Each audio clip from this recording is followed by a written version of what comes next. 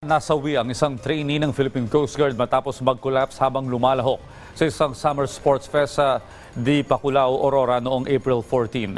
Ayon kay PCG Commandant Admiral Ronnie Hill Gavan, ang nasabing personnel ay isang 25 taong gulang na lalaking candidate Coast Guard non-officer na hindi muna pinangalanan sa hiling na rin ng mga kaanak nito. Ayon sa ulat, ang nasabing CCGNO ay lumahok sa isang company run sa PCG Regional Training Center Aurora bilang bahagi ng week-long Summer Sports Fest 2024 ng Coast Guard Non-Officers Course Class 102-2023.